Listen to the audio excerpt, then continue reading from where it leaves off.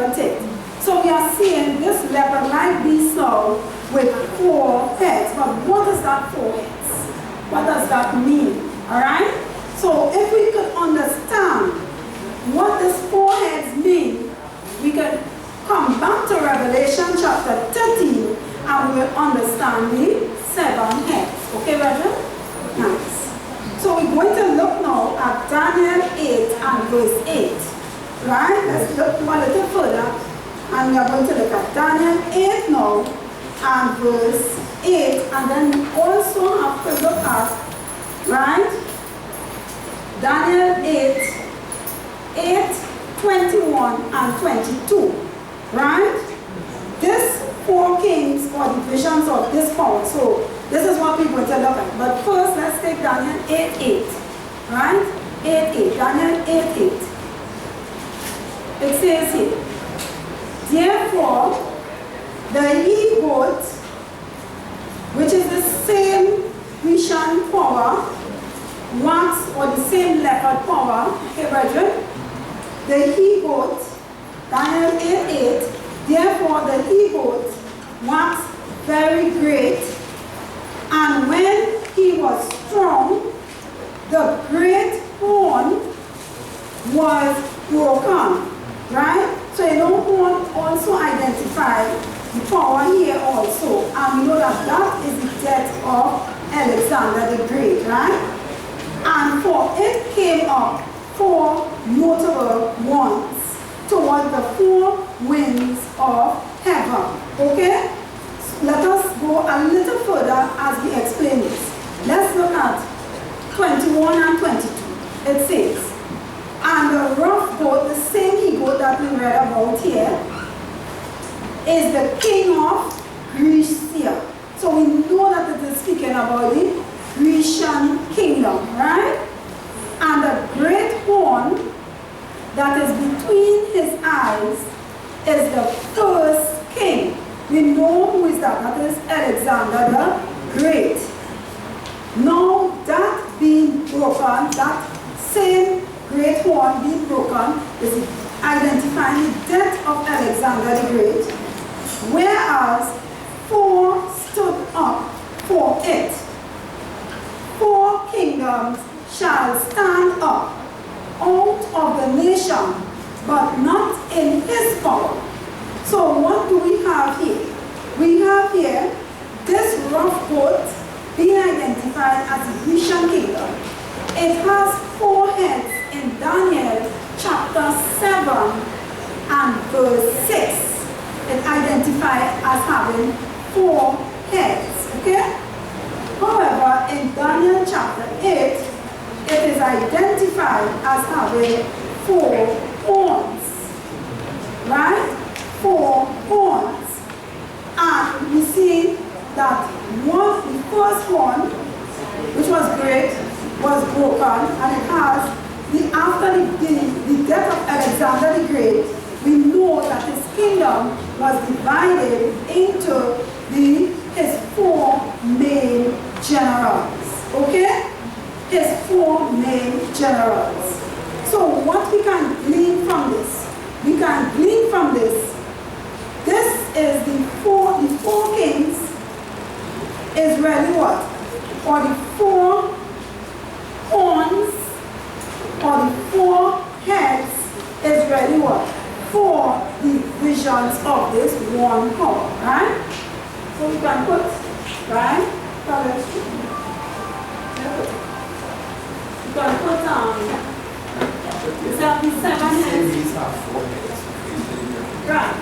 The 7 heads, right?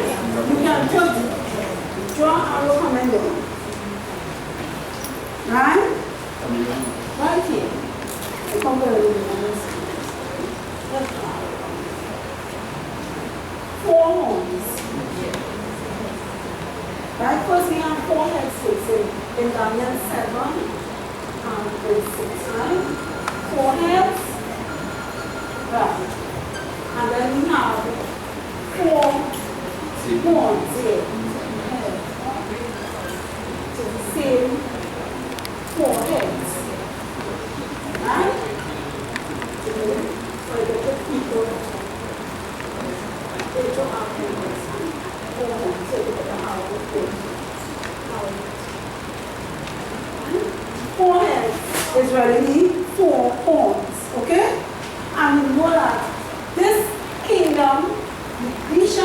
kingdom, right?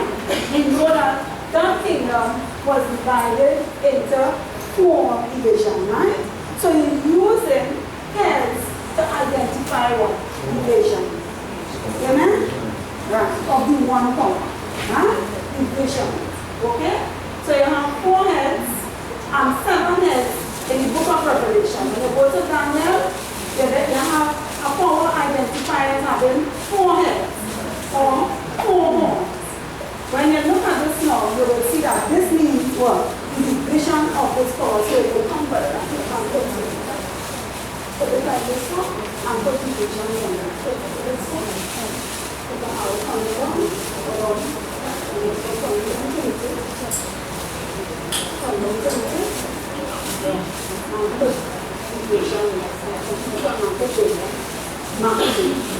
Right?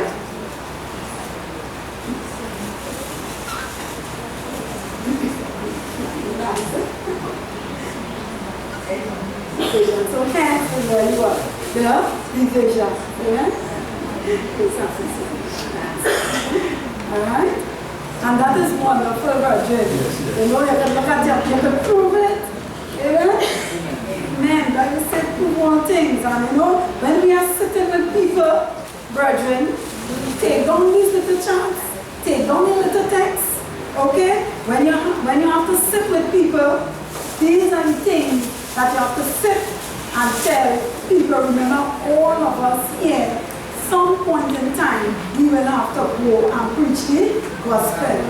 Right? So, you show people, look, you have to be sin free. Why you have to be sin free? You're serving a God who is holy, He is sin free, your moral state. But you also have to show people the crisis that you have to face. Okay? And the crisis that you have to face, God has outlined it in the Bible for us in prophecy. He has outlined it. Alright? So we're looking at Revelation chapter 13. Let's go back again. Take our time. Let's make a point here, right? Yes. Now in Revelation chapter 13, as you rightly said, when you look at verse 4, Revelation chapter 13 and verse 4, it says, and they worship the dragon, which gave power unto the beast. And they worship the beast. Now remember, when you look at what the devil always wanted was worship. So he established an organization that claims to be religious, but the doctrines of this organization is causing him to receive worship. Yes. So here's the importance of when we preach it and we come into prophecy to show that. Exactly. Because here you have a system set up that is claiming to be religious, but it is really the dragon that is being worshipped through the doctrines of that so-called religious institution. Exactly. Right? Very good. Right? So we have here now, Revelation 13, let's read it over again. It says, and I stood upon the sand of the sea, and saw a beast rise up out of the sea. So John is standing upon the sand of the sea on the Sabbath day. Right? And he is seeing a beast rising up out of the sea. And this beast, as he sees it rise up out of the sea, it has 7 heads and 10 horns. And upon the horns, it has 10 crowns. And upon his heads, the name of blasphemy. So this is a blasphemous power, okay, or organization. So as we look at what heads mean, the 7 heads, when you go back to Daniel chapter 7 and verse 6, we see the leopard, which is vision power, having what? 4 heads. It is equivalent to the 4 horns in Daniel chapter 8, verse 8, verse 21, and verse 20 and 21. Okay? We see that. So, you can understand now, since after the death of Alexander the Great, the Grecian kingdom had 4 divisions. His 4 main generals, what Sister Bell has been studying with us, right, is the ones who took over after the death of Alexander the Great. And that nobody, they could dispute that with us. That is public common history. If you want to fight that, I don't know what's wrong with your mind if you want to fight that, right? That is common history. Anybody, any historian could tell you that, right? But the thing about the historian, he will be shocked when he sees this in the Bible. That is it, okay? Right? So, we use that Daniel 7 and Daniel 8 to show that heads mean divisions. Alright? So we're going to see now that this beast, which is identified to be the papacy, the Roman Catholic papacy, right? Where they govern from in Italy, they're in Rome. Okay? This power, we use the heads. God is using the heads to show the divisions of this one power. Now we are not going to look at the heads today, but soon enough we will be looking at the heads and what it means. You will see that as we start to study the heads, you will see that it is the 7 divisions of the Roman Catholic papacy, historical divisions of the one power. Amen, Roger? Amen. I hope you all are following, right? Amen. Right? So let us go a little further in regards to the 10 horns now. So everybody is understood about the heads, right? These divisions, okay? So let us look now at the 10 horns that this power has, alright? Now we're supposed to have seen a nice big TV setup here. And you know, I will speak to Brother Shannon. He could put the thing up big, you understand? And let everybody see it. You understand? And put it on the camera and everything. So when we're speaking, you could point it and show it and understand it clearer. Alright, so I will speak to him today and see if we can get that done. Right? So we can see it. You know, when we're talking about the leopard beast, you can have all those things there and we can be seeing it, okay? So people have a clearer pictographic understanding in their mind, right? Sometimes when you look at something and you look at the picture of it, you remember it much more clearer than just talking about it, right? So we have also 10 horns. So what is this 10 horns? Let us see that the 10 horns are the 10 European nations that arose out of the Western Roman Empire by the year 476 ACE. These horns symbolize Europe today, right? And we have our text support, I'll quote it just now, Daniel 7, and 24, right? And this is equivalent to the 10 toes of Daniel 2 and verse 42. So let's go back to Daniel 7, right? So you can put a little marker. You know, once we are studying Revelation, we will be in Daniel, right? Look at Daniel 7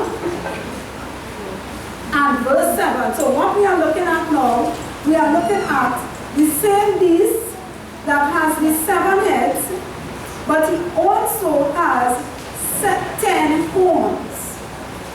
And you know, each one of the little horn, it has a crown on it, right? Each one of the horn has a crown on it. I know you all would have a picture in your mind, and those of you who have Revelation notes, or you can get it on the internet of this description here, right? So you have this beast that rose up out of the sea. It has 7 heads. It also has, right, 10 horns, and upon the horns, little horns, we will see 10 crowns. So we're looking at the 10 horns. The 10 horns are the 10 European nations that arose out of the Western Roman Empire by the year 476. These horns symbolize Europe, right?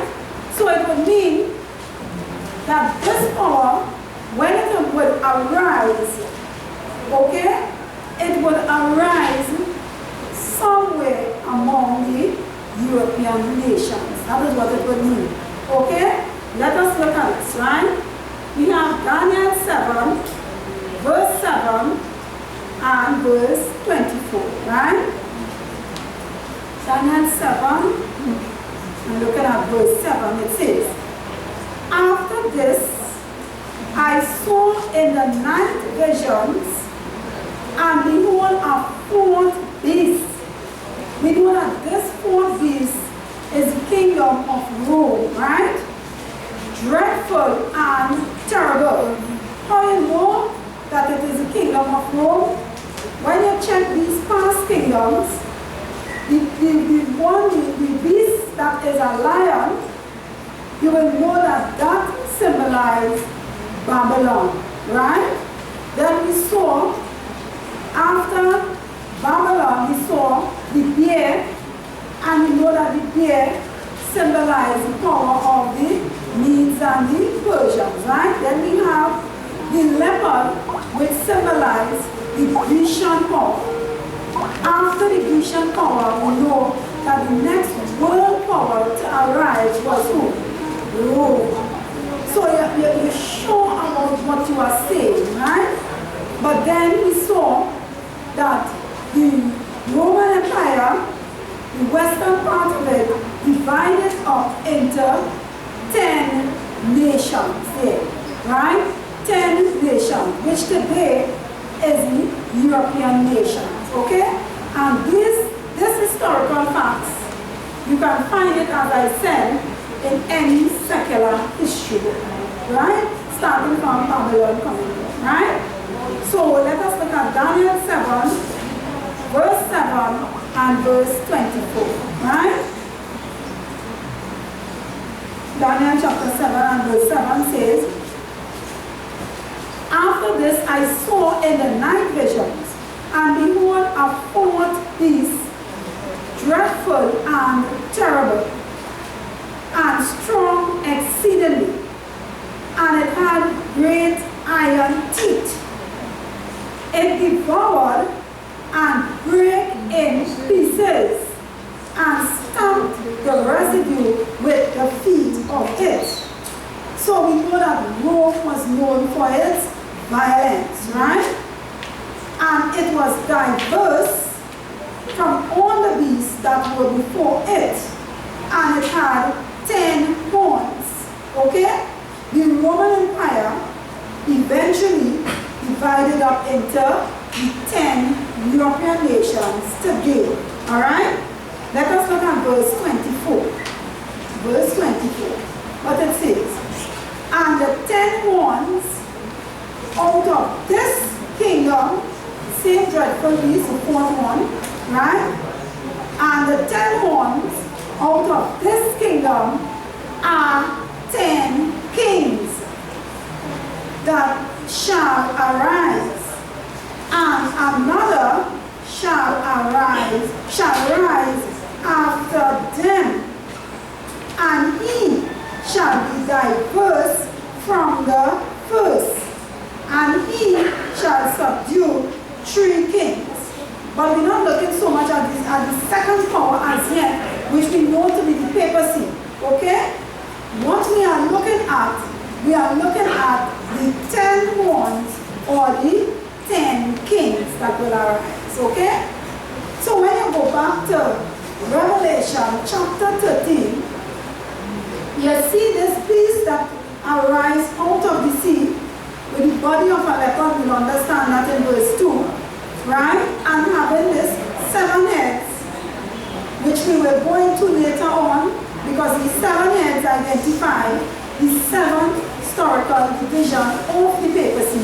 One body, papacy, with these divisions showing you the history of this Roman Catholic papacy. Terrible history, right? You know that. Blasphemous, as the Bible shows here. Okay? But this beast also has 10 horns, right? And upon his horns, 10 crowns. we saw here in Daniel chapter 7 and verse 7, the dreadful beast, which is the fourth beast, the kingdom of Rome, which eventually divided up into the European nations, the 10 nations. Okay? In verse 24 of Daniel 7, also identifies it again. It says, and 10 ones out of this kingdom are 10 kings that shall arise, and another shall rise after them, and he shall be diverse from the first, and he shall subdue 3 kings. So right there, when Rome was a nation, and you had the divisions there, you have another power coming up, which is this beast in Revelation chapter 13 and verse 1. Okay, brethren? Right there in this division here. And this one is going to be terrible because they want in chapter verse 25, 26, identify that he will speak great words against the Most High. He will think to change times and laws, right, for a certain period of time. We have this power. The Bible identifies times and times and the dividing of time. 1,268. All that we will be coming to, persecuting the saints of God. Alright? So right there, when you have Rome, and then you had the division of Rome, you saw another power arising there. Okay? So the 10 ones is to identify, right, the 10 European nations that arose out of the Western Roman Empire. And you will see that this little horn among the 10, right, among the 10, you will see that these nations, right, these nations, you will see that this little horn had a lot of control or, right, authority over these nations when they were ruling, which is the papacy.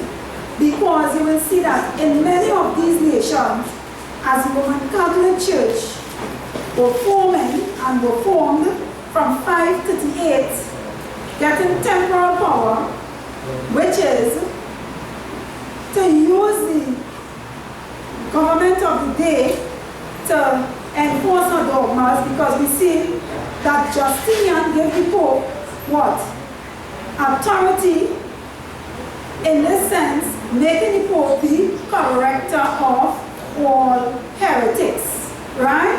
The corrector of all heretics, and that was chaos in the Middle Ages here, right? That was chaos, because you will see that the papacy now will lose that authority to actually, everybody was deemed a heretic once you don't accept their type of doctrines, right?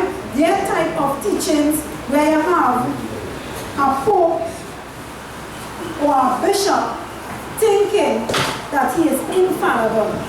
You understand? That he thinks he is God with God. Okay? And all these teachings that they came up with, if you don't accept it, well, you think that Mary is a mediatrix. You understand? All these gods with gods with God doctrines that they came up with. If you don't accept these things, right, even the keeping of the Sabbath, the saints there were threatened and persecuted for the keeping of the Sabbath. Alright? These are things that all these things will be going into. So we see that with this horn, this little horn that will arose among the 10 European nations, the terrible blasphemy against God. Okay? So in Revelation chapter 13 and verse 1, I will read it again, my time is up. It says, and I stood upon the sand of the sea and saw a beast rise up out of the sea. This is the Roman Catholic papacy, right? Having 7 heads, which is the 7 divisions of the papacy, right? This one power, when you go into it, you will see the history behind the whole organization, and 10 horns, the nations of Europe, and upon his horns, 10 crowns. Next week, please God, we'll go it over again, and we will re-emphasize, because we have to still touch the 10 crowns. It is at the time when you had kings ruling that you had this papacy being set up. Okay, brethren? At the time when you will have kings ruling, you will have this papacy being set up. So it is all there for us, and if we simply just take our time and go into it step by step, and you notice that it is the Bible interpreting the Bible. We are not given any private interpretation to these things by the grace of God. And you will see, as the Bible interprets itself, you will see what picture God is going to, or what conclusion God is going to bring us to. It will end up being seen that this beast that arises out of the sea is the Roman Catholic papacy. And the timing and everything when they arose, how they used the nations of Europe, you understand? The kings that will arise there to persecute the saints of God, right? You will see that as we go on. So, because the Bible identified that the 10 crowns. The 10 crowns will show you that it is in the time of the reign of kings, or the kingship. You understand that this power will arise, alright? So we have to stop here, yes, Sister Sandra? So could we say the papacy is like a parasitical system? Not like, but is, because the Bible identified papacy as a blasphemous power, right? Very blasphemous. So everything that the Bible stands for, they stand against. And remember, they don't believe in religious freedom, all right? They don't believe in those type of things. So that cannot be an organization as the Bible identified. It is the dragon that receives the worship, and it is the dragon that set up this organization, all right? So we'll be going into it. It is a very interesting journey, spiritual journey. Amen, Roger? I like this, you know, it's an interesting spiritual journey by the grace of God, and we will reach there. We have a lot of things to cover, but by the grace of God, we will get through, all right? So, I know that you all would have understood the 10 horns, or the 10 heads, the 7 heads, sorry, 7 heads. You saw that the 4 heads in Daniel is equal to 4 horns, and it means division, because after we had the Grecian power, when they had the Grecian power, Alexander the Great died, you know that his 4 generals take over, being identified as 4 heads or 4 horns. Also have to put up another chart next week, please God, on the 10 horns, right? We will do that next week. So we have to explain a little more on the 10 horns, all right? By the grace of God. Amen? Amen. All right, so let us have our closing prayer, brother. Sister Suzanne, yes. There's something about quotation before you close, right? Okay. Yeah, it's just a quotation from the books of Acts of the Apostles as an encouragement to all the brethren as we are touching prophecy, right, brethren? Now, in this book here, Sister White is talking about John, the disciple, and I'm quoting it to encourage us to know that, like John, many of us have different things to deal with. But just as how Christ was able to help John, he's able to help us. Okay, brethren? So just a quotation of encouragement, right? She says, transformed by grace. I'm quoting Acts of the Apostles, hardcover, page 557. It says, in the life of the disciple John, true sanctification is exemplified. During the years of his close association with Christ, he was often warned and cautioned by the Savior, and these reproofs he accepted. Amen. So we will see John was just like us, and at that time John would be actually there with Jesus, and many times Jesus would warn him, he would caution him. But what was nice about John is he would take it. Amen. Okay, brethren? Then it says, as the character of the divine one was manifested to him, saw his own deficiencies and was humbled by the revelation, day by day, in contrast with his own violent spirit.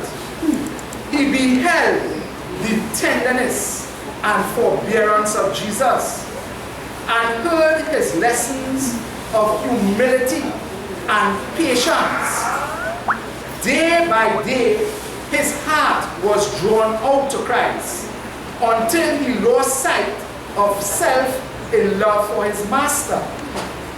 The power and tenderness, the majesty and meekness, the strength and patience that he saw in the daily life of the Son of God filled his soul with admiration. He yielded his resentful, ambitious temper to the molding power of Christ. And divine love wrought in him a transformation of character. Amen. See that, brethren? So it is really wonderful to see that John, who is a man just like us, and have like passions like us, and in spite of the problems he had, look what she says here. Day by day, in contrast with his own violent spirit. Imagine that. And John will be transformed to such an extent that God will show him such revelation that we are now studying today. See, brethren? So it's a quotation of encouragement to us. I won't go more for the sake of time, because she contrasts it with Judas. And she shows how Judas was given the same opportunity like John. But when counsel and admiration would come to him, he wouldn't take it serious. You see that when he wouldn't take it serious, and so his personality traits would develop a certain way that he will end up being lost in the end. And so with us today, if we don't take it serious, the same thing will happen to us, brother. Alright, yes, Brother Troy? I just want to know, what is it from again? It is some Acts of the Apostles under the chapter Transformed by Grace. Right? So just a quotation of encouragement. Right? Amen. Amen. Okay, brethren. So we can understand all these things. John himself saw it, how much he understood, right? By the grace of God. But we know that it is given unto us, and we can understand it. It is for our time. We must be able to understand. So we have our closing prayer, right? Let's pray, brethren. Loving Father in heaven, we thank you very much for your long suffering towards us. We thank you very much for your tender mercy continually imparted to us, dear Father, so that we can appreciate your good intention towards us is for our salvation.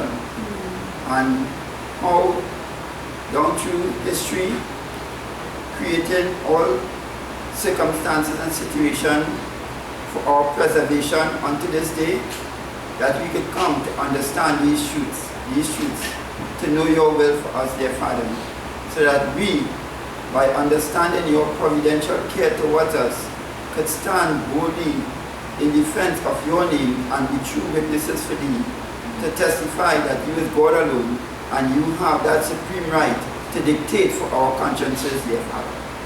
Do bless us and keep us in your love continually, is our prayer. Thanksgiving unto thee. Amen. Amen.